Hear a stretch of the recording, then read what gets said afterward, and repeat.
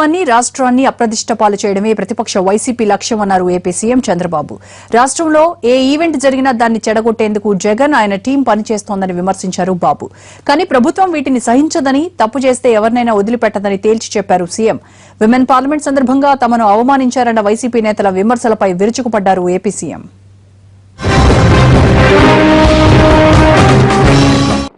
మహిళా పార్లమెంట్ సదస్సుకి నేనొస్తే ఎక్కడ సమస్యల మీద గళమెత్తుతానో అని చెప్పి నన్ను అరెస్ట్ చేయించి డీజీపీ గారు అంతటి వారితో ఈరోజు సోషల్ మీడియాలో ఆవిడ పెట్టిన కొన్ని వ్యాఖ్యలు రెచ్చగొట్టేలాగున్నాయి అంటున్నారు. అంటే ఒక వ్యక్తి పోతే ఏం చెప్పారు, మేము వచ్చి కడిగేయాలనుకున్నాం. ఇది ది అకేషన్.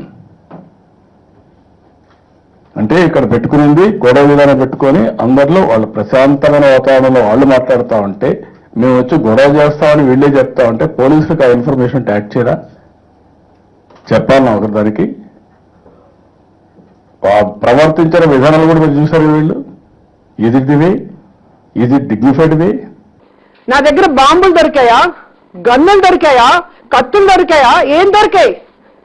నేనేం చేసేస్తాను? ఒకవేళ నేను ఏదో చేస్తానన్న భయం ఉంటే మీరు ఎందుకు ఇన్విటేషన్ పంపించారు? ఒకటి కాదు, 2 ఇన్విటేషన్లు పంపించారు.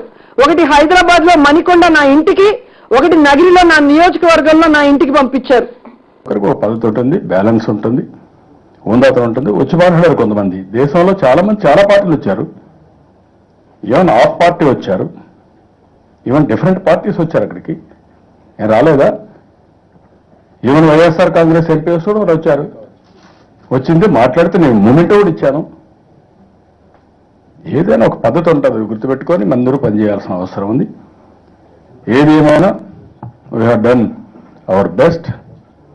నేను నిజంగా మహిళల సమస్యల మీద చిత్తశుద్ధి ఉంది కాబట్టి ఈ రోజు తెలుగుదేశం పార్టీ మహానాడు లాగా జరుగుతున్న మీ మీటింగ్ రావాల్సి వచ్చిందే కానీ అక్కడికి రావాల్సిన అవసరం నాకేముందండి?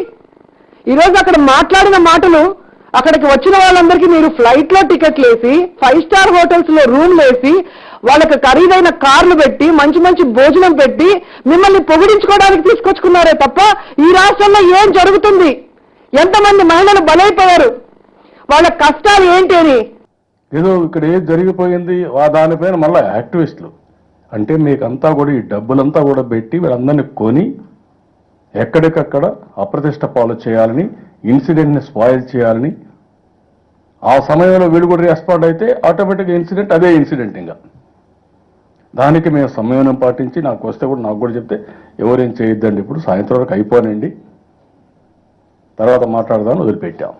ఇది ఈ సభ్యత నేను అడుగుతున్నా. చట్టం లేదా? మీకొక చట్టం, మాకొక చట్టమా?